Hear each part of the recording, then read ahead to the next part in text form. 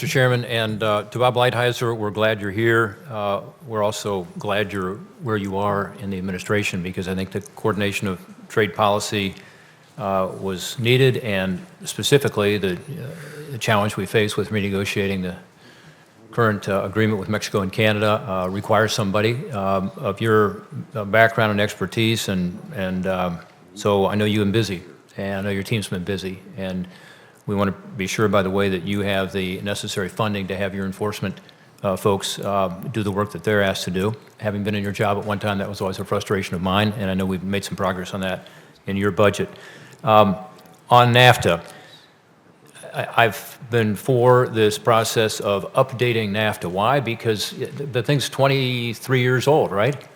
And a lot's happened since then. And to my colleague from Ohio who just talked about the international labor standards, for instance, the labor standards in the NAFTA agreement do not represent what we now negotiate with countries with regard to bilateral trade agreements, and not consistent with what would have been in TPP for that matter. And same goes to the investor state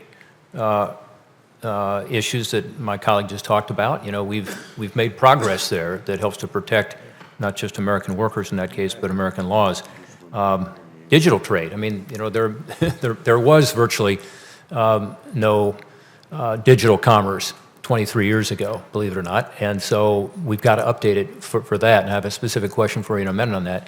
On currency, you know, since NAFTA, in fact, really just since the last 2 years, we've changed our position as a country on that, because despite the fact that some of us wanted to put more teeth into it, we do now have a principal trade negotiating objective, which includes currency manipulation. I'm not suggesting that Canada and Mexico are manipulating their currency, but I am suggesting this is an opportunity for us to set a precedent for future trade agreements.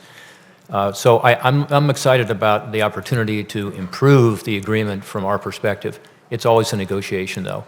And one thing I will say, and I know you agree with this, because at one point you said in public testimony, do no harm is part of your objective here. These countries are incredibly important trading partners.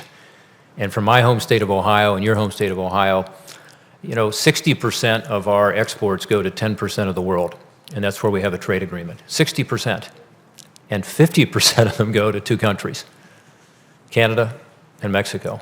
So whether you're a soybean farmer, and I met with some today, you know, 1 out of every 3 acres you're planting is going overseas, and Canada and Mexico are huge markets. If you're a manufacturer of products like the Crown Lift Truck Company, for instance, that now exports, I think, about 25% of their forklifts, boy, they need those markets. So as we go about this, we've got to be sure that we're not eroding those markets. One of the concerns I have, frankly, Mr. Ambassador, is that I'm already hearing about, particularly in Mexico, imports being restrained into Mexico from the United States. And I'm sure you hear these stories as well. There's a story I know in the New York Times recently about it. Wall Street Journal's run stories on it, and I'm concerned about what's already happening with the sense that somehow we're going to pull back on our exports to these countries. We can't do that. We need more exports. These are good-paying jobs. They pay 18% on average higher wages, and we want them. So the balance here is what you've got to find, and I know that's not going to be easy, but I know that you are up to the task. With regard to digital, let me just make a very specific point.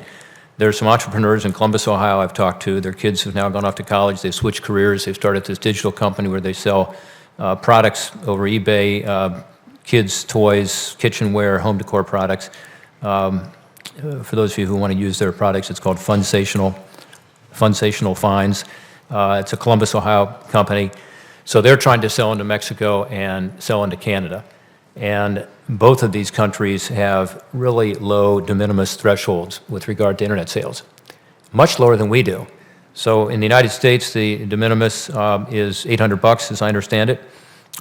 In Mexico, the threshold is $50 for express shipments and $300 for postal shipments. Canada has the lowest de minimis threshold in the world at just 20 Canadian dollars. Is that accurate?